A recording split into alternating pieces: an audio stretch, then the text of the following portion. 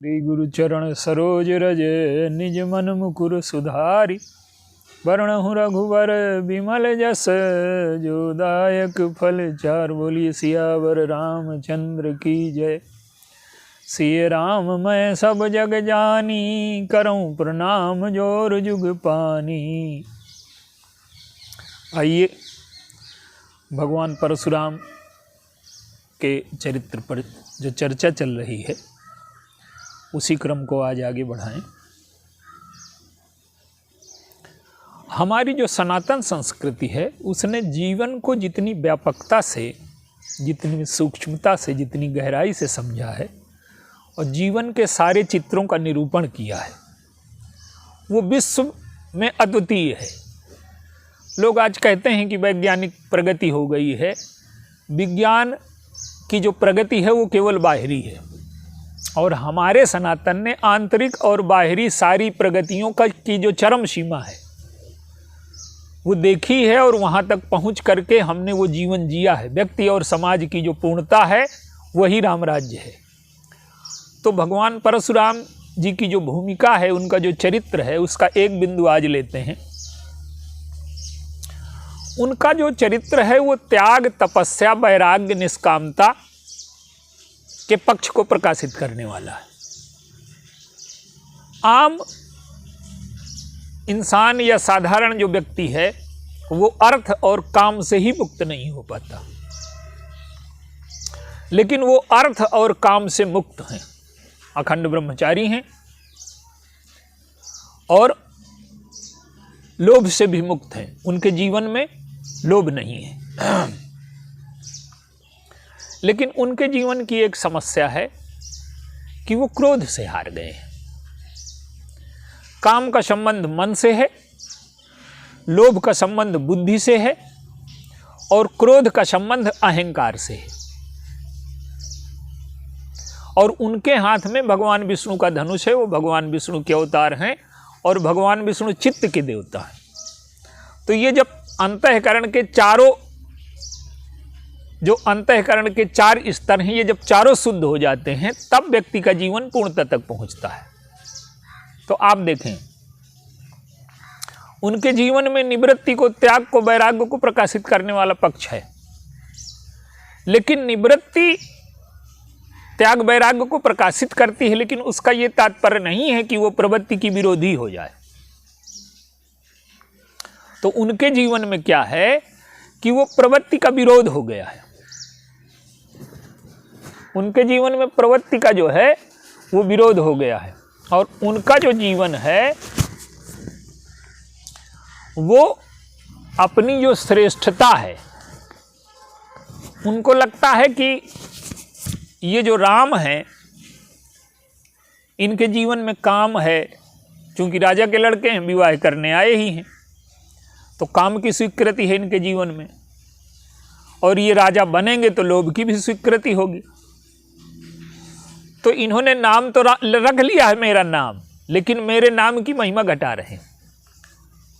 तो भगवान परशुराम जी के जीवन में दंड और क्षमा, न्याय और कृपा, सौंदर्य और ब्रह्मचर्य, भय और अभय, ये पूरक बनकर के निवास नहीं कर रहे, ये प्रतिद्वंदी बनकर के निवास कर रहे हैं। और भगवान राम का जो जीवन है, उनके जीवन में सत्य और शील, दंड और क्षमा, न्याय और कृपा, भय और अभय, दोनों प्रकार की प्रवृत्तियों का सम्मान है। अब थोड़ा सा विश्लेषण करते हैं इसका। भगवान परशुराम जी के जीवन में सत्य और शील, इनका समन्वय नहीं है। सत्य कठोर है उनका और शील से रहित है। और जब सत्य का प्रयोग किसी की स्वस्थता के लिए हो तो सत्य को मृदु बना करके प्रस्तुत किया जाता है। वो कठोर सत्य के उपासक हैं। लेकिन जीवन का विरोधाभास ये है कि वो कठोर सत्य कहने के तो आदि हैं, लेकिन कठोर सत्य सुनने के आदि नहीं। रे नप बालक काल बस बोलत तो ही न संहार, और धनु ही सम त्रिपुरार, धनु विदित सकल संसार। जनक जी को कठोर भाषा बोलते हैं, तो उनके जीवन में सत्य तो है पर शील का अभाव है, और भगवान राम सत्य के साथ शील को जोड़ना आवश्यक समझते हैं। देखिए, दवा अगर कटु हो तो भी उसे वैद्य कोशिश करता है कि उसे मीठी बना करके दे। तो सत्य यदि कुरूप है, कटु है, तो उसे मीठा बना देना। मीठा इसलिए बनाया जाता है कि वो सत्य पच जाए। तो भगवान राम समझते हैं कि ये धनुष तोड़ने वाले पर क्रोधित हैं, तो वो कहते हैं कि आपका कोई दास होगा। सत्य को शील के साथ जोड़ करके प्रस्तुत करते हैं। तो भगवान राम के जीवन में सत्य और शील एक दूसरे के पूरक हैं, और भगवान परशुराम जी के जीवन में सत्य और शील पूरक के रूप में नहीं आते। एक बिंदु और देखिए, दंड और क्षमा। भगवान परशुराम ये मानते हैं कि क्षमा संसार की सबसे बुरी वस्तु है और दंड ही सबसे अच्छी वस्तु है।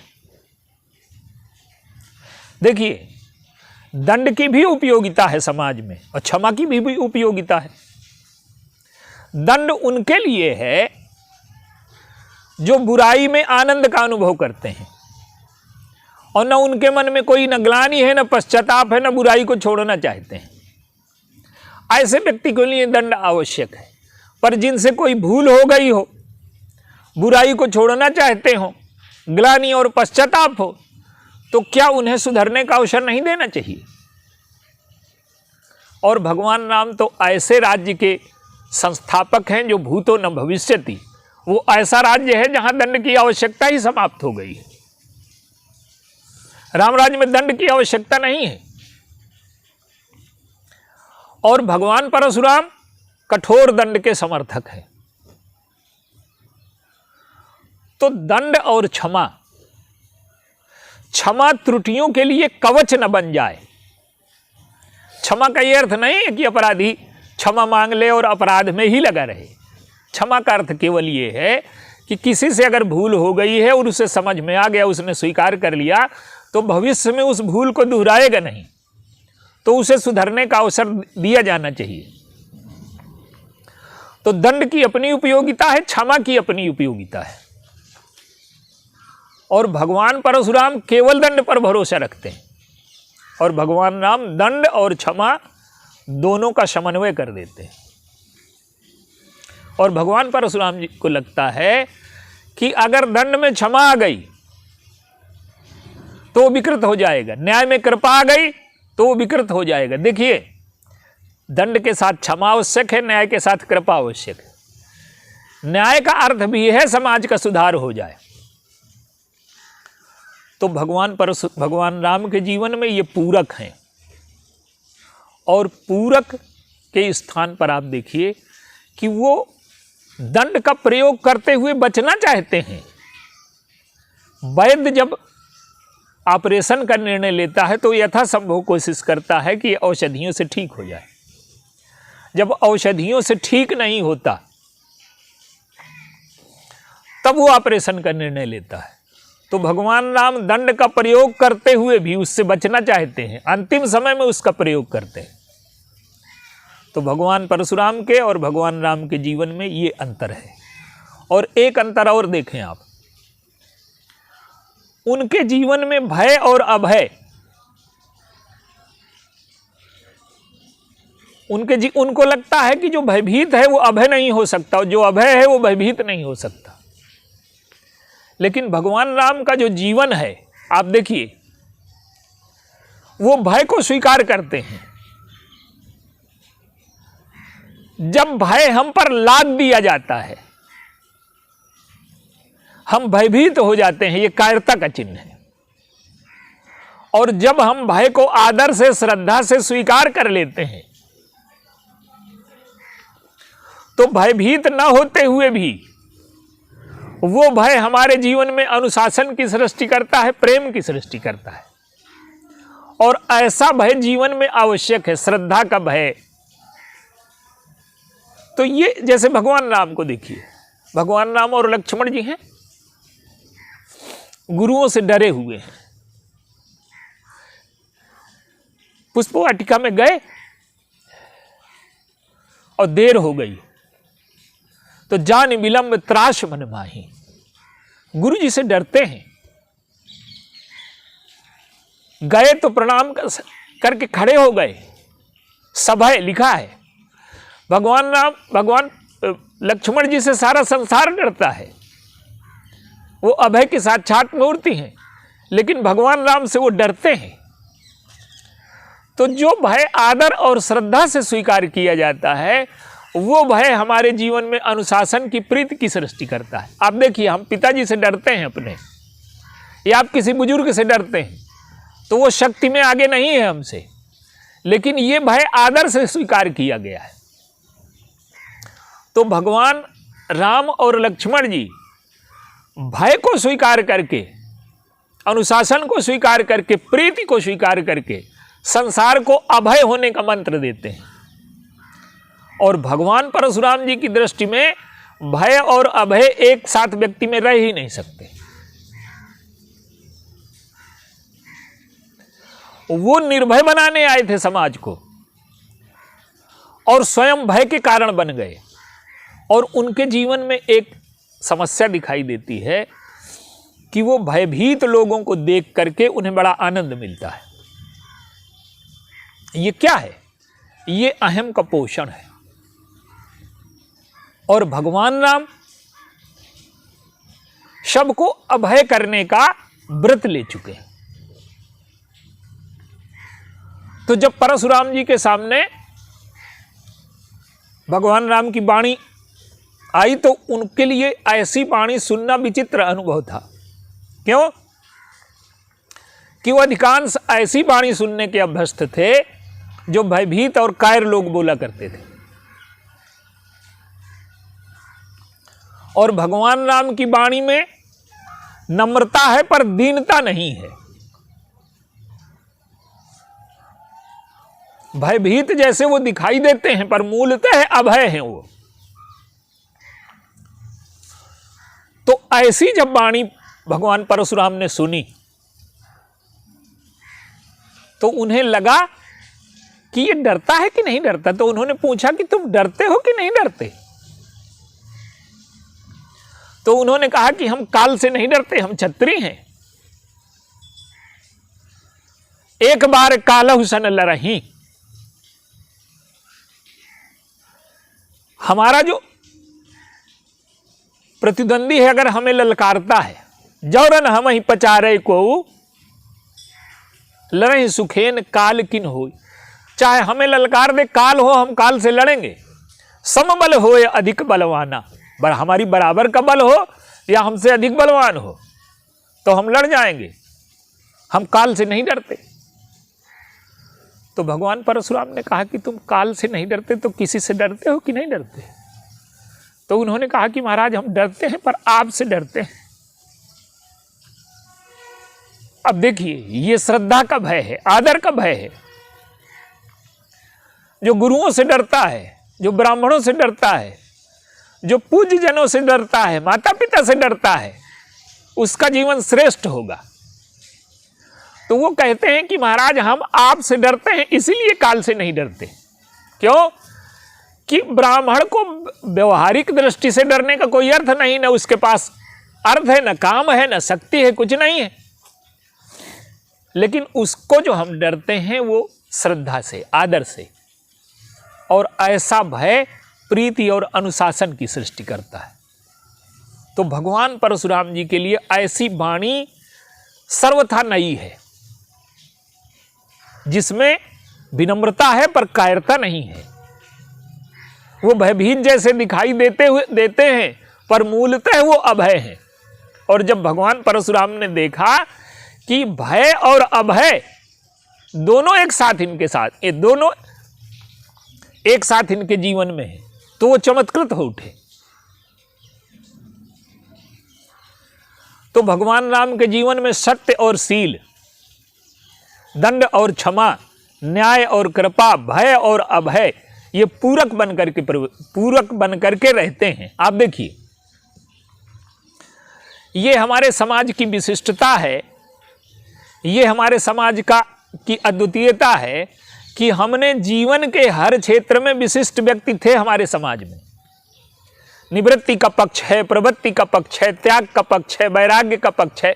कोई ऐसा पक्ष नहीं है। मानव जीवन को जितनी विविधता से हमने समझा है, जिया है, और जीवन में सबकी आवश्यकता है। भगवान परशुराम काम के विजेता हैं, लोभ के विजेता हैं, लेकिन उनकी समस्या यह है कि उसी मात्रा में क्रोध आ गया है, क्रोध से हार गए हैं। तो काम और लोभ ये जीवन में ना हो तो सृष्टि ही ना रहेगी। तो काम के अतिरेक में ब्रह्मचर्य की महत्ता है, लोभ के अतिरेक में वैराग्य की महत्ता है। पर जीवन में अगर काम को न स्थान देंगे तो सृष्टि का चक्र रुक जाएगा, लोभ को स्थान न देंगे तो प्रगति रुक जाएगी, पुरुषार्थ रुक जाएगा। और जीवन में यदि क्रोध न हो तो अन्याय के विरुद्ध हम क्रोध कैसे करेंगे? तो जीवन में कहाँ काम की आवश्यकता है, कहाँ वैराग्य की आवश्यकता है, कहाँ लोभ की आवश्यकता है, कहाँ पुरुषार्थ की आवश्यकता है, कहाँ प्रवृत्ति की आवश्यकता है, कहाँ निवृत्ति की आवश्यकता है। तो भगवान परशुराम जी का जो जीवन है वो एकांगी है, और दंड की जो कठोर प्रक्रिया है उससे समाज को सुधार नहीं पाए वो। देखिए,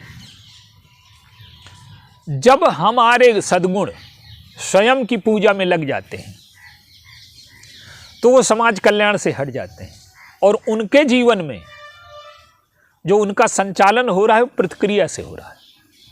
और जिसके जीवन का संचालन प्रतिक्रिया से होता है उसका शाश्वत मूल्य नहीं होता। भगवान राम को बार बार ललकारते हैं वो, कहते हैं क्षत्रिय हो तो तुम लड़ो। तो भगवान राम कहते हैं कि लड़ना धर्म है क्षत्रिय का, पर लड़ने का अर्थ यह है कि रोज हम लड़ें किसी से। लड़ने का अर्थ केवल इतना है कि क्षत्रिय को बुराई के विरुद्ध लड़ना है, अन्याय के, अत्याचार के, विषमता के विरुद्ध युद्ध करना है। लेकिन क्षत्रिय का धर्म ये थोड़ा है कि सत्पुरुषों से लड़े, वो मुनियों से लड़ने लगे। तो भगवान राम बार बार ललकारने के बाद भी युद्ध नहीं स्वीकार करते। क्यों? अब बाहर से आप देखें, विजय किसकी हुई? भगवान परशुराम ललकारते हैं लड़ो, तो वो कहते हैं कि महाराज लड़ने का प्रश्न तो तब आता जब हम आपकी बराबरी के होते, और हम तो आपकी बराबरी में है नहीं। हम ही तुम ही सरबर कस ना था, और कहू न कहाँ चरण कहाँ माथा। कहाँ आपके चरण, कहाँ हमारा माथ। हमारा आपका जो संबंध है वो हम आपके चरणों में प्रणाम करेंगे और आप हमें आशीर्वाद देंगे। तो हमारा आपका संबंध प्रणाम और आशीर्वाद का है। श्रद्धा हमारे अंदर होगी और भक्ति, आप आशीर्वाद हमें देंगे। तो हमारा लड़ने का संबंध नहीं है, और मैं लड़ने की तो सोच भी नहीं सकता। तो उन्होंने कहा कि अगर लड़ोगे नहीं तो अपना नाम कहलाना। तो उन्होंने कहा कि नाम तो मेरा छोटे है। तो आप बाहर से देखें, भगवान राम हार स्वीकार करके भी जीत गए, और भगवान परशुराम ललकार करके हार गए। यद्यपि वो पराजय भी बहुत सुंदर है। भगवान राम कहते हैं सब प्रकार हम तुम सनहारे, और क्षमो विप्र अपराध हमारे। हम सब प्रकार से आपसे हार गए, आप हमारे अपराध क्षमा कर। कोई अपराध नहीं है उनका। तो भगवान परशुराम को अंत में लगता है कि ये जीवन का जो समन्वय का रूप है, उन्हें अब समझ में आया कि मैं युद्ध तो करता रहा पर बुराइयों के विरुद्ध युद्ध नहीं कर पाया, मेरे युद्ध में कमी रह गई थी। और भगवान राम की बाद में प्रशंसा करते हुए कहते हैं कि मैं तो समझ रहा था कि मैं तुम्हें ललकार रहा हूं, तुम लड़ नहीं रहे, लेकिन तुम लड़ रहे थे। किसके विरुद्ध लड़ रहे थे? जय मद मोह को ब्रह्महारी। तुम मद के विरुद्ध लड़ रहे थे, मोह के विरुद्ध लड़ रहे थे, कोह के विरुद्ध लड़ रहे थे, भ्रम के विरुद्ध लड़ रहे थे। तो वास्तविक जो युद्ध है वो तुमने लड़ा। मैंने युद्ध तो बहुत किए, पर मैं मद मोह कोह भ्रम को हरा नहीं पाया। मेरे अंदर मद था। अब देखिए, भगवान राम में एक समन्वय और भी है, वो निर्गुण भी हैं, सगुण भी हैं। भगवान परशुराम सगुण भर बन गए, निर्गुण नहीं बन पाए। क्यों? कि ईश्वर तो निर्गुण है, वो जब सगुणता स्वीकार करता हुआ दिखाई देता है तब भी वो निर्गुण रहता है। मूलतः ईश्वर निर्गुण है। भक्त कहते हैं कि सगुण है, ज्ञानी कहते हैं कि निर्गुण है। दोनों एक बार पहुंच गए ईश्वर के पास। तो ज्ञानियों ने कहा कि आप कौन हैं? तो उन्होंने कहा कि निर्गुणम माम, मैं निर्गुण हूं। तो भक्तों ने कहा कि आप तो सगुण हैं। तो ज्ञानियों ने कहा कि भक्त झूठ कहते हैं का? तो उन्होंने कहा कि नहीं, मैं निर्गुण हूं, पर मैं सगुण को स्वीकार करता हूं। गुण मेरी सेवा में रहते हैं। और भगवान परशुराम की सबसे बड़ी समस्या यही है कि वो निर्गुण होकर के सगुण बन गए। अपने को ब्राह्मण स्वीकार कर लिया, अपने को तपस्वी स्वीकार कर लिया, अपने को श्रेष्ठ स्वीकार कर लिया। भगवान राम कहते हैं कि हमारे अंदर गुण ही नहीं है। गुण है वो धनुष में। जितने समय आप जो कुछ हैं उतने समय उस गुण को स्वीकार करिए, और जब जज की कुर्सी से उतर जाइए तो घर में आइए तो जज बन करके ना आइए, पति बन करके आइए, पुत्र बन करके आइए। और जब व्यक्ति पद से नहीं उतर पाता तो घर में झगड़े शुरू हो जाते हैं। घर में अगर जज रहेगा तो झगड़ा होगा। तो भगवान परशुराम निर्गुण नहीं बन पाते और भगवान राम निर्गुण हैं। क्यों? कि अगर वो सगुण होते तो जब उन्हें ललकारा था तो वो छत्री बन करके लड़ जाते, जैसे भीष्म लड़ गए।